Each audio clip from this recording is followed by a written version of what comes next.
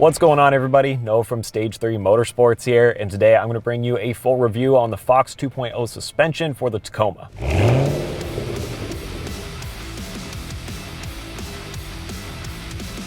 So if you've been paying attention to this build and you've watched some of the other videos in the series, then you know that we've been running Bilstein 5100s on here for quite a while, but we swapped it out, did a full Fox 2.0 kit, and that's what we're going to focus in on in this video. So right off the bat, the first thing I want to cover is the actual specs on this Fox system, what you get in the box, and basically the stance that we were able to get on this truck. And the Fox 2.0 kit comes with complete front coilovers, so that means you're getting a full unit with a new spring and everything attached.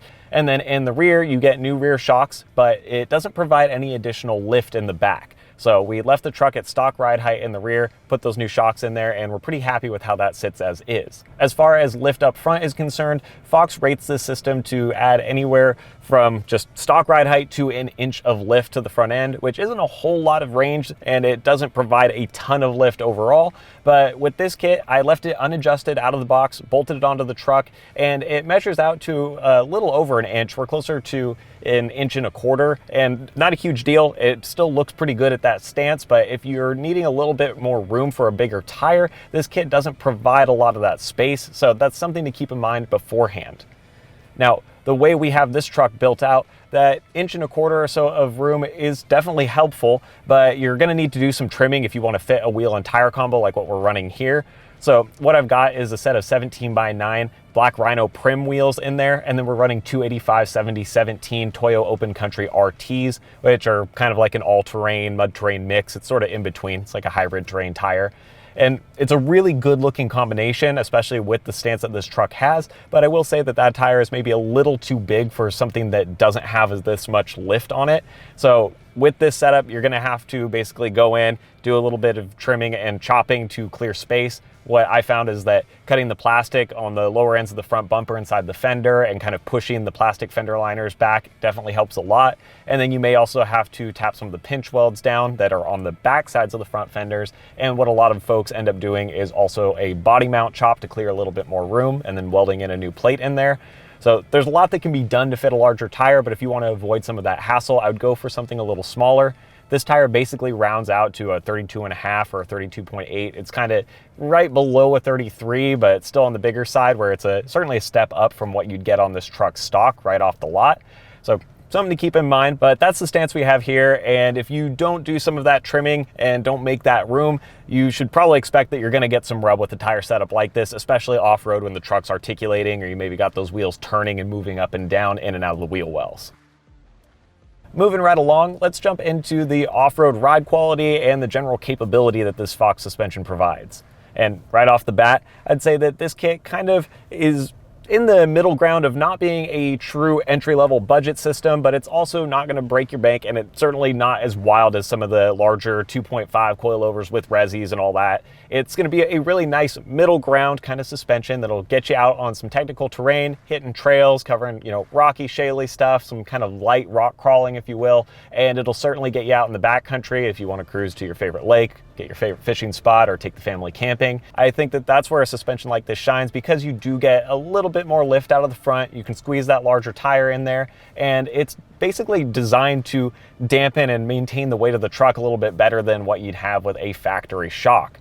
So because these Foxes have a larger 2-inch shock body with a larger piston and more fluid in there, the damping is a lot more substantial, and it certainly helps in trucks that have additional weight as well. So if you're running a Tacoma where you've got a full overland build and you've got a rack and, deck system in the back and a tent and stuff like that on there, the Fox suspension is going to tackle that kind of weight and maintain it a lot better than the stock suspension, which is going to be prone to wanting to blow out or overheat and fade with all of that weight moving around. But even if you don't have a crazy build like that, just kind of bare bones like how this truck is set up, the bed's basically empty and we haven't tacked big bumpers on here, and this thing is a lot nicer to drive in the dirt. I think it soaks up some of the smaller vibrations on those trails a lot more cleanly, and then once you are into the areas where you're articulating and lifting tires, it keeps the truck in control and keeps the tires planted a lot more effectively than the factory suspension would. So to speak more to the actual ride quality of the truck off-road and how the suspension feels in the dirt, it does lean a bit more on the firm side of things, and I don't mean that as a negative. It's definitely not a backbreaker,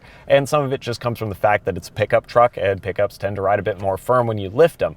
But if you're anticipating a suspension that is going to ride like a Cadillac and just float over obstacles and you won't feel anything beneath you, it's definitely not the kit for that.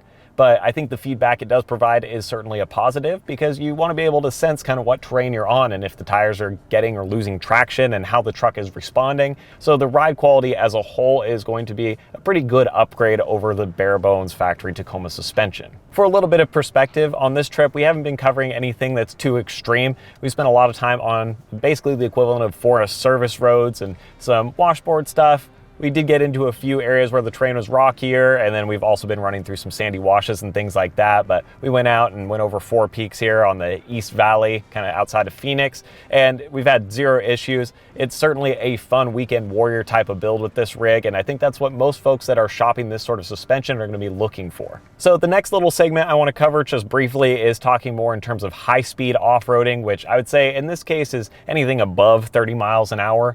And really, with a truck like this, you're not going to be bombing across the desert like you would in a Raptor. And with something like this, I'd say that, you know, cruising down sandy washes where there aren't huge ruts and there's not a significant amount of travel working at hand, you can actually get the truck up to 40 miles an hour or so without a lot of issue, which is pretty fast in the dirt. And some of it will come down to your own driver skill and what you're comfortable with in your own vehicle, because as with any off-roading, there's a little bit of risk involved there. But if you got some wide open space, you can open up the taps a bit and enjoy the truck and run it a little bit harder, and it'll soak up some of those bigger hits. Certainly having the better valving and a larger shock body helps, and having Fox, you know, dial in a spring that's specifically designed for this truck does make a big difference. So if you do accidentally hit a larger whoop or catch a bigger bump that you weren't expecting, it can take some of those hits without too much trouble. Now, I will also say that you don't want to be hitting stuff like that all the time, and if you are really planning to go out and bomb through the desert on weekends and you want to run your truck hard, this kit will eventually give out on you. It's just not built for that kind of off-roading. So as I mentioned before, that's the kind of driving you want to do. You're going to want to look at some more expensive and a little more heavy-duty suspension options, and Fox certainly provides those as well. Their 2.5 kits with full resis are a good place to start, and then you can progressively move further up if you want to get into doing uppers and lowers and going full long travel and everything like that as well.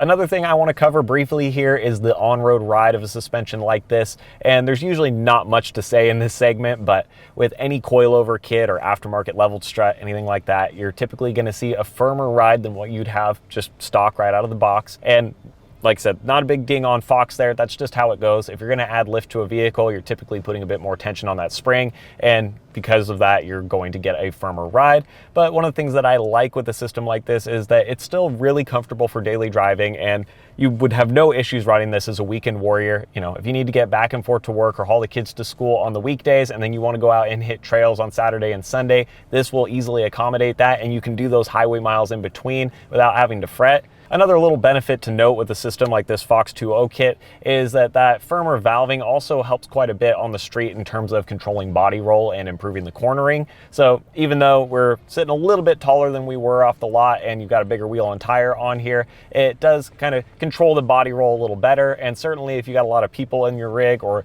you've got full, you know, steel bumpers with a winch and stuff in the bed, it's going to handle that a lot more nicely. And not that you're probably building your Tacoma to go out and corner and run canyon roads, but having that more stabilized planted feel in the corners is a plus in my opinion. The last thing I want to touch on here with the Fox suspension are going to be some of the cons that are tied to this kit. And there's not a lot, but one that I alluded to earlier when talking about the specs is the fact that this doesn't provide a whole lot of lift. And since it only goes from stock to about an inch, or in our case, it was sitting just a little over an inch, you know, you're getting a bit of room to squeeze a larger tire in there, but even something that's a 32.5 or a 33 is kind of a tight fit when you're not getting a full 2 inches. And it's not the end of the world. You know, if you're willing to trim and cut on your vehicle a bit, or you're willing to step down to a slightly smaller tire, then it will still get the job done for you, no problem. But for a lot of folks, they want to be at least a 33. And I think a system like this would benefit if it could create a little bit more lift and you could get at least 2 inches comfortably out of it. So it's not the end of the world. There are other kits, and certainly in Fox's lineup, you can find stuff that will maybe get you the room that you need. But that was one of the main drawbacks that hit me right off the bat. The other con that comes to mind for me with this system is still sort of tied to that front suspension section, and it's the fact that the adjustability of the coilovers is not very beginner friendly, and it's not super easy to do if you're installing a system like this in your driveway or in your garage at home. So what I mean by that is that usually with these coilovers, you've got to take a spring compressor, clamp down on that spring, get the tension off of it, so you can then use a specialized wrench that you can get from Fox to turn the lower collar that's on the shock body to basically spool it up or down, and that's going to change the amount of ride height you're creating in the vehicle to either get you to that full inch or get you closer to stock ride height. So it's not impossible by any means. It can certainly be done, but for most folks it's going to be a little bit more effort than they want to put in, and compressing truck springs at home is usually not that safe and not something I recommend unless you've got the shop equipment to do it. So that was another area where I think it could be a little bit of a hang up for folks that are wanting to really dial in a specific stance on their truck. Overall, to wrap things up, the Fox 2.0 suspension is a really solid middle ground kit for those of you that are doing a weekend warrior type of build that don't need to hit the most extreme trails possible and aren't trying to do 100-mile-an-hour desert runs. And it's going to easily cover the kind of trails that you want to tackle to take you and your family out and get into the backcountry.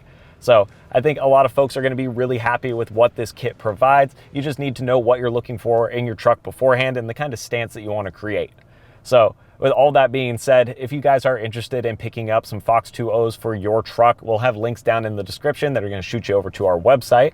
And as always, I appreciate you guys watching, and I'll see you next time.